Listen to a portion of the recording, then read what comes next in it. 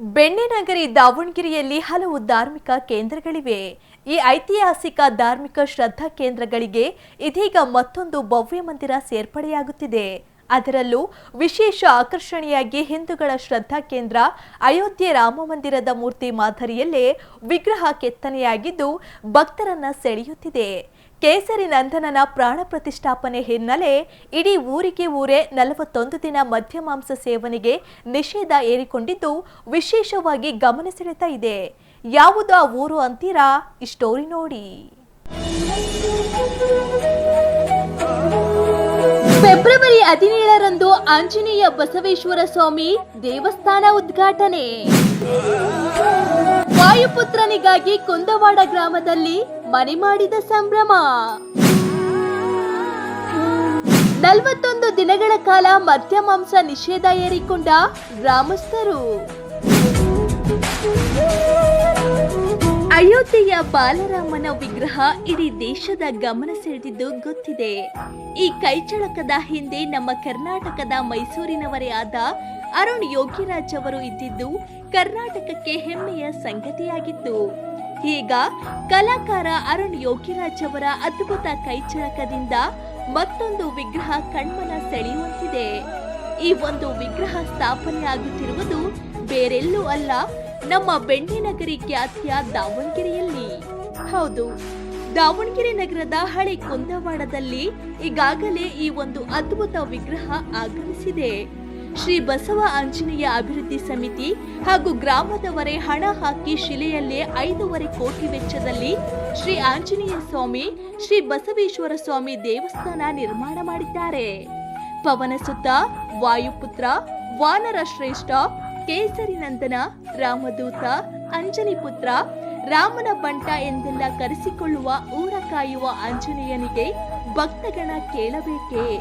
ಅತಿ ಹೆಚ್ಚು ಭಕ್ತಗಣ ಹೊಂದಿರೋ ಹನುಮನ ಭವ್ಯ ದೇವಸ್ಥಾನ ಉದ್ಘಾಟನೆಗೆ ಸಿದ್ಧವಾಗಿದ್ದು, ಇದಕ್ಕೆ ಆಂಧ್ರ ಪ್ರದೇಶದ ತಿರುಪತಿ ದೇವಸ್ಥಾನ ಹಾಗೂ ಪೂರ್ವ ಗೋದಾವರಿಯ ಪಂಡಿತರಿಂದ ದೇವಯಜ್ಞ, ವಿವಿಧ ಹೋಮಗಳ ಮೂಲಕ ದೇವರ ಪ್ರಾಣ ಪ್ರತಿಷ್ಠಾಪನೆ ಜರುಗುತ್ತಿದ್ದು, ಇದೇ 17ರಂದು ఆంజనేయ స్వామి, బసవేశ్వర స్వామి విరాజమానవాగలిదే.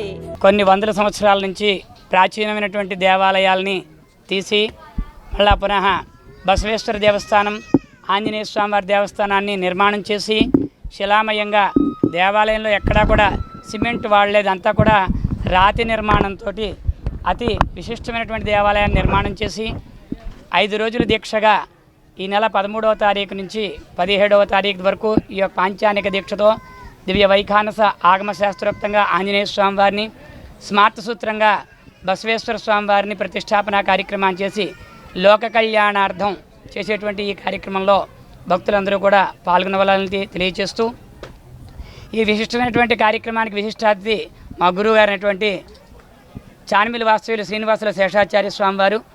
వారు 95 సంవత్సరాలు.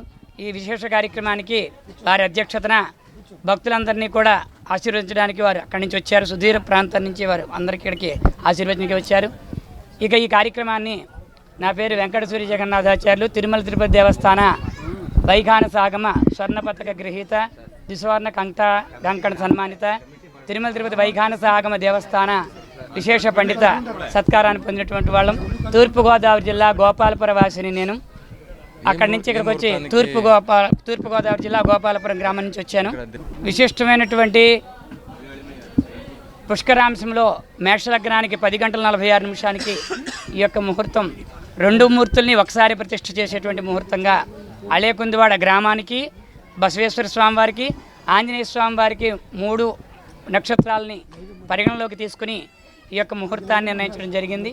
కనుక భక్తులందరూ కూడా ఈ కార్యక్రమాల్లో పాల్గొని ಸ್ವಾಮಿವಾರಿ ಆಶೀಸ್ಸುలు పొంది ಸರ್ವೇ ಜನ ಸುಖಿನೋ ಭವಂತು, ಸಮಸ್ತ ಮಂಗಳಾನಿ ಭವಂತು. ಈ ದೇವಸ್ಥಾನಕ್ಕೆ ಸಾವಿರಾರು ವರ್ಷಗಳ ಹಿಂದಲಿಂದ ಇತಿಹಾಸ ಇದೆ. ಈ ದೇವಸ್ಥಾನದಲ್ಲಿ ಎಂತಹ ಕಾಯಿಲಿದ್ದರೂ ಕೂಡ ಆ ಕಾಯಿಲಿದ್ದವರು ಇಲ್ಲಿ ಕಾಯಿಲೆ ಕಡಿಮೆ ಆಗುವವರೆಗೆ, ಅಂದರೆ ಒಂದು ವಾರ ಆಗಲಿ 4 ದಿನ ಆಗಲಿ ಇಲ್ಲಿ ನಿದ್ದೆ ಮಾಡಿದರೆ, ಒಂದಿನ ವಸತಿ ನಿದ್ದೆ ಮಾಡಿದರೆ ಅವರಿಗೆ ಆ ಕಾಯಿಲೆಗಳಿಂದ ಗುಣ ಸಿಗುವುದು ಈ ದೇವಸ್ಥಾನದ ವಿಶೇಷ. ಈ ದೇವಸ್ಥಾನ ಶಿಥಿಲಗೊಂಡಿದ್ದ ಕಾರಣದಿಂದ ಗ್ರಾಮಸ್ಥರು, ಹಿರಿಯರು ಎಲ್ಲರೂ ಕೂಡಿ ಈ ದೇವಸ್ಥಾನವನ್ನು ಪುನಃ ಪ್ರತಿಷ್ಠಾಪನೆ ಮಾಡಬೇಕು ಎಂದು ಸಂಕಲ್ಪ ಮಾಡಿ ಇದೇ ತಿಂಗಳ 13ನೇ ತಾರೀಕಿನಿಂದ 5 ದಿನಗಳ ಈ ಕಾರ್ಯಕ್ರಮವನ್ನು ಹಮ್ಮಿಕೊಳ್ಳಲಾಗಿದೆ. ಇದೇ ಊರಿನಲ್ಲಿರುವಂತಹ ಬಸವೇಶ್ವರ ದೇವಸ್ಥಾನ ಕೂಡ ಇದೇ ಸಮಯದಲ್ಲಿ ಅಂದರೆ ಶಿಥಿಲಗೊಂಡ ಆ ದೇವಸ್ಥಾನವನ್ನು ಕೂಡ ಪುನಃ ಪ್ರತಿಷ್ಠಾಪನೆ ಮಾಡಬೇಕೆಂದು ಸಂಕಲ್ಪ ಮಾಡಿ ಈ ಒಂದು ಸ್ಮಾರ್ತ ಆಗಮದಿಂದ ಅಂದರೆ ಬಸವೇಶ್ವರ ದೇವಸ್ಥಾನ ಸ್ಮಾರ್ತ ಆಗಮ ವಿಧಾನದಿಂದ, ಅದೇ ರೀತಿಯಲ್ಲಿ ಇರುವಂತಹ ಈ ವೀರಾಂಜನೇಯ ದೇವಸ್ಥಾನ, ಈ ದೇವಸ್ಥಾನವನ್ನು ವೈಖಾನಸ ಆಗಮದಿಂದ ಮಾಡಬೇಕೆಂದು ಸಂಕಲ್ಪ ಮಾಡಿ ಆಂಧ್ರ ಪ್ರದೇಶ್ ಗೋಪಾಲಪುರಂ ಈ ಗ್ರಾಮದವರು ಆದಂತಹ TTD ಆಸ್ಥಾನ ಪಂಡಿತ್ ಆದಂತಹ ಶ್ರೀ ಗುರುಗಳಾದ ಖಂಡವಿಲ್ಲಿ ಸೂರ್ಯ ಜಗನ್ನಾಥಾಚಾರ್ಯರು ಇವರ ಬ್ರಹ್ಮತ್ವದಲ್ಲಿ ಹಿರಿಯರಾದಂಥ 95 ವರ್ಷ ಹಿರಿಯರು ಬಾಗಲದಲ್ಲಿದ್ದಾರೆ. ಅವರು 95 ವರ್ಷ ಆದಂಥ ಚಾನುಮಿಲ್ಲಿ ಗ್ರಾಮಸ್ಥರಾದಂತಹ ಶ್ರೀನಿವಾಸ ಶೇಷಾಚಾರ್ಯರು ಇವರ ಆಧ್ವರ್ಯದಲ್ಲಿ ಈ ಕಾರ್ಯಕ್ರಮ ನಡೀತಾ ಇದೆ. ಪ್ರತಿದಿನ ನಿನ್ನೆ ಈ ಸ್ವಾಮಿಗೆ ಪಂಚಗವ್ಯಾಧಿವಾಸನ ಅಂತ ಹೇಳಿ ಆಕಳದಿಂದ ಬರುವಂತಹ 5 ದ್ರವ್ಯಗಳಿಂದ ಪಂಚಗವ್ಯಾಧಿವಾಸನ ನಡೆದಿದೆ. ಇವತ್ತು ಕ್ಷೀರಾದಿವಾಸನ, ನಾಳೆ ಗ್ರಾಮ ಮೆರವಣಿಗೆ. ಶ್ರೀ ಆಂಜನೇಯ ದೇವಸ್ಥಾನಕ್ಕೆ ವಿಶೇಷವಾಗಿ ಕೆತ್ತನೆಯಾಗಿರುವ ವಿಗ್ರಹ ಪ್ರಮುಖ ಆಕರ್ಷಣೆಯ ಕೇಂದ್ರ ಬಿಂದುವಾಗಿದೆ. ಅಯೋಧ್ಯೆಯ ಬಾಲರಾಮನ ವಿಗ್ರಹ ಹೋಲುವ ವಿಗ್ರಹವನ್ನ ಶಿಲ್ಪಿ ಅರುಣ್ ಯೋಗಿರಾಜ್ ಕೆತ್ತನೆ ಮಾಡಿಕೊಟ್ಟಿರೋದು ಭಕ್ತಗಣವನ್ನ ಕೈಬೀಸಿ ಕರೆಯುವಂತೆ ಮಾಡಿದೆ. 5.5 ಕೋಟಿ ರೂಪಾಯಿ ವೆಚ್ಚದಲ್ಲಿ ಆಕರ್ಷಕ ದೇಗುಲ, ವಿಶಾಲ ಆವರಣ ಹೊಂದಿರುವ ದೇವಸ್ಥಾನವನ್ನ ಸಂಪೂರ್ಣವಾಗಿ ಶಿಲೆಯಲ್ಲೇ ನಿರ್ಮಿಸಲಾಗಿದೆ. ಪಕ್ಕದಲ್ಲೇ ಬಸವೇಶ್ವರ ದೇವಸ್ಥಾನವನ್ನ ಅಚ್ಚುಕಟ್ಟಾಗಿ ಸುಂದರವಾಗಿ ಕಟ್ಟಲಾಗಿದೆ. ಈ 2 ದೇಗುಲಗಳನ್ನ ಶಿಲ್ಪಿಗಳಾದ ತಮಿಳುನಾಡಿನ S. ವಡಿವೇಲು, KR ಮಾರಿಯಪ್ಪನ್ ಕಟ್ಟಿಕೊಟ್ಟಿದ್ದಾರೆ. ಗ್ರಾಮಸ್ಥರು ದಾನಿಗಳಿಂದ ದೇಣಿಗೆ ಪಡೆದು ಗ್ರಾಮದ ಮುಖಂಡರು, ಯುವಕರ ಸತತ ಪರಿಶ್ರಮದಿಂದ ದೇವಸ್ಥಾನಗಳು ನಿರ್ಮಾಣಗೊಂಡಿವೆ. ಮುಜರಾಯಿ ಇಲಾಖೆಗೆ ದೇವಸ್ಥಾನ ಸೇರಿದ್ದರೂ ಇಲಾಖೆ ನಯ ಪೈಸೆ ನೀಡಿಲ್ಲ ಎಂದು ಗ್ರಾಮಸ್ಥರ ಆರೋಪ. ಆದರೂ ಸಹ ಛಲ ಬಿಡದೆ ದೇಣಿಗೆ ಸಂಗ್ರಹಿಸಿ ಅದ್ಭುತವಾಗಿ ದೇವಸ್ಥಾನ ನಿರ್ಮಾಣ ಮಾಡಲಾಗಿದೆ. ಇದೇ 16, 17ರಂದು ಈ 2 ದೇವಸ್ಥಾನಗಳು ಅದ್ದೂರಿಯಾಗಿ ಉದ್ಘಾಟನೆಗೆ ಸಿದ್ಧವಾಗಿದೆ. 5 ದಿನಗಳ ಕಾಲ ಮನೆಯಲ್ಲಿ ಯಾರು ಸಹ ಅಡುಗೆ ಮಾಡುವಂತಿಲ್ಲ. ಇಡೀ ಗ್ರಾಮಸ್ಥರಿಗೆ, ಭಕ್ತಾದಿಗಳಿಗೆ 5 ದಿನ ಅನ್ನ ಸಂತರ್ಪಣೆ ಏರ್ಪಡಿಸಲಾಗಿದೆ. ಜೊತೆಗೆ ಗ್ರಾಮದಲ್ಲಿ 41 ದಿನಗಳ ಕಾಲ ಮದ್ಯ ಮಾರಾಟ, ಮಾಂಸ ಮಾರಾಟ ಸೇವನೆ ಸಂಪೂರ್ಣವಾಗಿ ನಿಷೇಧ ಮಾಡಲಾಗಿದ್ದು ಕಟ್ಟುನಿಟ್ಟಿನಿಂದ ಪಾಲನೆ ಮಾಡಲಾಗುತ್ತಿದೆ. ಫೆಬ್ರವರಿ 17ರಂದು ಬೆಳಗ್ಗೆ 11ಕ್ಕೆ ಧಾರ್ಮಿಕ ಸಭೆ ನಡೆಯಲಿದ್ದು, ಸಾನ್ನಿಧ್ಯವನ್ನ ಸಿರಿಗೆರೆಯ ಬೃಹನ್ಮಠದ ಡಾಕ್ಟರ್ ಶಿವಮೂರ್ತಿ ಶಿವಾಚಾರ್ಯ ಶ್ರೀಗಳು, ಕಾಗಿನೆಲೆ ಮಹಾಸಂಸ್ಥಾನ ಶ್ರೀ ಕನಕ ಗುರುಪೀಠದ ನಿರಂಜನಾನಂದಪುರಿ ಶ್ರೀಗಳು ಸೇರಿದಂತೆ ಸಾನ್ನಿಧ್ಯ ವಹಿಸಲಿದ್ದಾರೆ.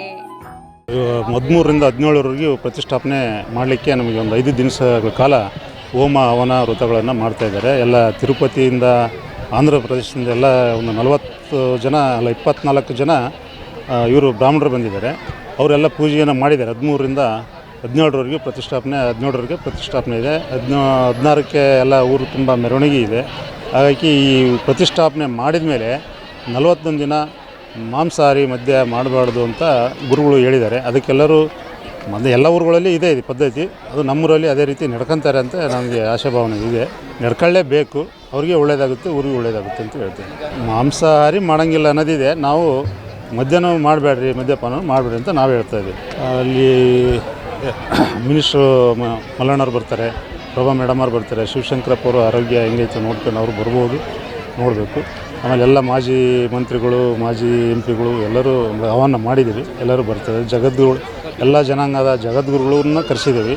ಅವರೆಲ್ಲರೂ ಬರ್ತೇವೆ ಅಂತ ನಮಗೆ ಇದನ್ನು ಕೊಟ್ಟಿದ್ದಾರೆ. ಒಟ್ಟಾರೆ ವಾಯುಪುತ್ರನ ಈ ಸುಂದರ ಅದ್ಭುತ ವಿಗ್ರಹ ನೋಡಲು ಜನರು ತಂಡೋಪತಂಡವಾಗಿ ಬಂದು ವೀಕ್ಷಣೆ ಮಾಡುತ್ತಿದ್ದಾರೆ. ವೈದ್ಯರಲ್ಲಿ ಗುಣಮುಖವಾದದ್ದು ಈ ಆಂಜನೇಯ ದೇವಸ್ಥಾನದಲ್ಲಿ ಹುಷಾರಾಗಿದೆ ಎಂಬುದು ಜನರ ನಂಬಿಕೆಯಾಗಿದೆ.